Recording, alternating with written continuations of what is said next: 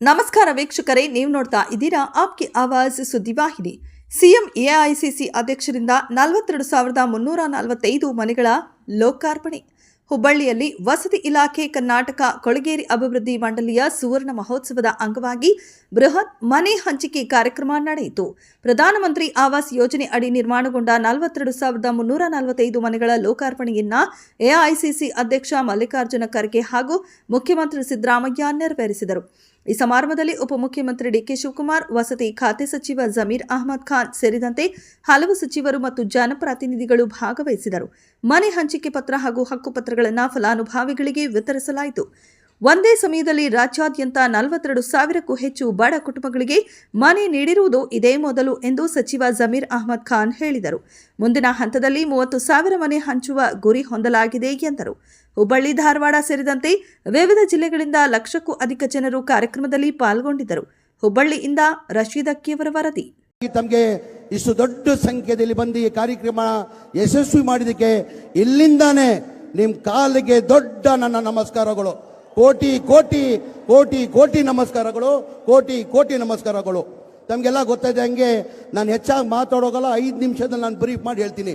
ಹಿಂದಿನ ಸರ್ಕಾರದಲ್ಲಿ ಸಿದ್ದರಾಮಯ್ಯ ಸಾಹೇಬ್ರೆ ಮುಖ್ಯಮಂತ್ರಿ ಇರುವಾಗ 15, 16, 17, 18 1,80,253 ಮನೆಗಳು ಸ್ಯಾಂಕ್ಷನ್ ಮಾಡಿದ್ರು. ಅದಾದ್ಮೇಲೆ ಸಮ್ಮಿಶ್ರ ಸರ್ಕಾರ ಬಂತು, ಬಿಜೆಪಿ ಸರ್ಕಾರ 4 ವರ್ಷ ಆಯಿತು, ಒಂದು ಮನೆನೂ ಸ್ಯಾಂಕ್ಷನ್ ಮಾಡಿಲ್ಲ, ಒಂದು ಮನೆನೂ ಕೊಡೋಕ್ಕೆ ಸಾಧ್ಯ ಆಗಿಲ್ಲ. ಕಾರಣ ಅಂದರೆ ಒಂದು ಮನೆ ಕಟ್ಟಬೇಕಾದ್ರೆ 7.5 ಲಕ್ಷ ರೂಪಾಯಿ ಆಗ್ತದೆ. ಕೇಂದ್ರ ಸರ್ಕಾರದಿಂದ ಪ್ರಧಾನ ಮಂತ್ರಿ ಆವಾಸ್ ಯೋಜನೆ ಅಂತ ಹೇಳ್ಬಿಟ್ಟು 1.5 ಲಕ್ಷ ಸಬ್ಸಿಡಿ ಕೊಡ್ತಾರೆ. ಬಡವ್ರ ಮನೆಗೆ GST ಹಾಕಿ 18% GST ಹಾಕಿ 1,32,000 ರೂಪಾಯಿ ವಾಪಸ್ ತಗೊಳ್ತಾರೆ. ಬರೇ 18,000 ರೂಪಾಯಿ ಕೊಡ್ತಾರೆ. ನಮ್ಮ ರಾಜ್ಯ ಸರ್ಕಾರದಿಂದ 1,20,000 ಜನರಲ್ ಕೊಡ್ತೀವಿ, SC ST ಇದ್ರೆ 2 ಲಕ್ಷ ಕೊಡ್ತೀವಿ. ಅಂದರೆ ಬೆನಿಫಿಷರಿ 4.5 ಲಕ್ಷ ಬೆನಿಫಿಷರಿ ಕೊಡಬೇಕಾಗಿತ್ತು. ಪಾಪ ನಾವು ಬಡವ್ರು ಕೊಡೋಕ್ಕೆ ಸಾಧ್ಯ ಆಗಲ್ಲ. ಟೋಟಲ್ ಬೆನಿಫಿಷರಿ ಪೇಮೆಂಟ್ 1,80,253 ಮನೆಗೆ 7,400 ಕೋಟಿ ಬರಬೇಕಾಗಿತ್ತು. ಬರೇ 310 ಕೋಟಿ ಬಂದಿತ್ತು. ನಾನು ಮಂತ್ರಿ ಆದಮೇಲೆ ಭಾಳಷ್ಟು ಸ್ಲಮ್ ಭೇಟಿ ಕೊಟ್ಟಾದ್ಮೇಲೆ ಭಾಳ ಜನ ನಿರೀಕ್ಷೆ ಕೊಂದು ಅಲ್ಲೇ ಟೆಂಟ್ ಹಾಕಿ ಪಾಪ ಜೀವನವನ್ನು ಮಾಡ್ತಾಯಿದ್ರು. ನಾನು ಹೆಂಗಪ್ಪ ಮನೆ ಮುಖ್ಯಮಂತ್ರಿಗೆ ಹೋಗಿ ಹೇಳೋದಿದು, ಈ ಗ್ಯಾರಂಟಿ ತಮಗೆಲ್ಲ ಗೊತ್ತೇ ಇರ್ಬೋದು. ಈ ಗ್ಯಾರಂಟಿಗಳದು 55ರಿಂದ 60,000 ಕೋಟಿ ಆಗ್ತದೆ. ಅದಲ್ಲಿ ಹೋಗಿ ಮುಖ್ಯಮಂತ್ರಿಗೆ ಹೆಂಗಪ್ಪ ಹೇಳೋದು ಅಂತ ಧೈರ್ಯ ಮಾಡಿ ಮನೆ ಮುಖ್ಯಮಂತ್ರಿ ಗಮನಕ್ಕೆ ತಂದೆ. ಸರ್, ಹಿಂದಿನ ಸರ್ಕಾರದಲ್ಲಿ ತಾವೇ ಮುಖ್ಯಮಂತ್ರಿ ಇರುವಾಗ ಈ ಮನೆಗಳು ಸ್ಯಾಂಕ್ಷನ್ ಮಾಡಿದ್ದು, ಅದಾದಮೇಲೆ ಒಂದು ಮನೆನೂ ಸ್ಯಾಂಕ್ಷನ್ ಮಾಡಿಲ್ಲ, ಒಂದು ಮನೆನೂ ಕೊಡೋಕ್ಕೆ ಸಾಧ್ಯ ಆಗಿಲ್ಲ. ಬಡವ್ರು 4.5 ಲಕ್ಷ ಕಟ್ಟಕ್ಕೆ ಸಾಧ್ಯ ಆಗಲ್ಲ ಸರ್. ನಾವೇ ಸರ್ಕಾರ ವತಿಯಿಂದ 4 ಲಕ್ಷ ಕೊಟ್ಟು ಮನೆಗಳು ಕಟ್ಟಬೇಕಾಗ್ತದಂತ ಮನೆ ಮುಖ್ಯಮಂತ್ರಿಗೆ ಗಮನಕ್ಕೆ ತಂದೆ.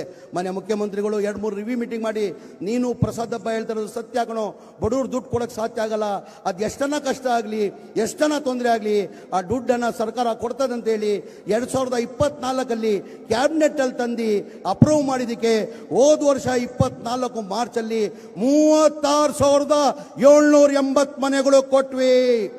ಏನೀಗ BJP ಅವ್ರು ಕೊಡೋಕ್ಕೆ ಸಾಧ್ಯ ಆಗಿಲ್ಲ. ಅವಾಗ ಯಾವ ಗ್ಯಾರಂಟಿನೂ ಇರಲಿಲ್ಲ ಅವ್ರಿಗೆ. ಜನತಾದಳ ಅವ್ರಿಗೂ ಸಮ್ಮಿಶ್ರ ಸರ್ಕಾರದಲ್ಲಿ ಯಾವ ಗ್ಯಾರಂಟಿನೂ ಇರಲಿಲ್ಲ, BJP ಅವ್ರಿಗೂ ಯಾವ ಗ್ಯಾರಂಟಿ ಇಲ್ಲ. ಗ್ಯಾರಂಟಿ ಒತ್ತಡದಲ್ಲೇ ಚುನಾವಣೆ ಟೈಮಲ್ಲಿ ನಾವು ಘೋಷಣೆ ಮಾಡಿಲ್ಲ. 5 ಗ್ಯಾರಂಟಿಯನ್ನು ನಾವು ಘೋಷಣೆ ಮಾಡೋದು ತಮಗೆಲ್ಲ ಗೊತ್ತಿರೋದು ವಿಚಾರ. ಇದೇ ವಿರೋಧ ಪಕ್ಷದವ್ರು ಏನಂದ್ರು, ಇದು ರಾಜಕೀಯ ಭಾಷಣ ಮಾಡಿದ್ದಾರೆ, ಈ ಗ್ಯಾರಂಟಿಗಳು ಲಾಗು ಮಾಡೋಕ್ಕೆ ಸಾಧ್ಯ ಆಗಲ್ಲ, ಈ ಗ್ಯಾರಂಟಿಗಳು ಲಾಗು ಮಾಡೋರಿಗೆ ಕನಿಷ್ಠ 50ರಿಂದ 60 ಕೋಟಿ ಆಗ್ತದೆ, ಇದು ಲಾಗು ಮಾಡೋಕ್ಕೆ ಸಾಧ್ಯ ಆಗಲ್ಲ ಅಂತ ನಮ್ಮ ಸರ್ಕಾರ, ಕಾಂಗ್ರೆಸ್ ಸರ್ಕಾರ ಬಂದು ಮನೆ ಸಿದ್ದರಾಮಯ್ಯ ಮುಖ್ಯಮಂತ್ರಿ ಆಗಿ ಒಂದೇ ತಿಂಗಳಲ್ಲಿ ಈ 5 ಗ್ಯಾರಂಟಿಯನ್ನು ಜಾರಿ ಮಾಡಿರೋ ತಮಗೆಲ್ಲ ಗೊತ್ತಿರೋದು ವಿಚಾರ. ಅದರಲ್ಲಿ ನಾವು ಘೋಷಣೆ ಮಾಡಿಲ್ಲ. ಚುನಾವಣೆ ಟೈಮಲ್ಲಿ ಮನೆ ಫ್ರೀ ಕೊಡ್ತೀನಿ ನಿಮಗೆ ಅಂತ ನಾವು ಘೋಷಣೆ ಮಾಡಿಲ್ಲ. ಬಡವ್ರು ಕಷ್ಟದಲ್ಲಿದ್ದಾರೆ ಅಂತ ಮನೆಯ ಸಿದ್ದರಾಮಯ್ಯ ಬಡವ್ರ ಬಗ್ಗೆ ಕಾಳಜಿ ಇಟ್ಕೊಂಡು ನಮಗೆ ಸೂಚನೆಯನ್ನು ಕೊಟ್ಟಿದ್ದಾರೆ. 2026 ಡಿಸೆಂಬರ್ ಒಳಗಡೆ ಎಲ್ಲ 1,18,000 ಮನೆಗಳು ಕೊಡಬೇಕಂತ ಸೂಚನೆಯನ್ನು ಕೊಟ್ಟಿದ್ದಾರೆ. 36,789 ಮನೆ 2024 ಮಾರ್ಚಲ್ಲಿ ಕೊಟ್ಟಿದ್ದೀವಿ. ಇವತ್ತು ಇಡೀ ರಾಜ್ಯದಲ್ಲಿ 42,345 ಮನೆ ಕೊಡ್ತಾ ಇದ್ದೀವಿ. ಏನಕ್ಕೆ BJP ಅವ್ರು ಕೊಡೋಕ್ಕೆ ಸಾಧ್ಯ ಆಗಿಲ್ಲ?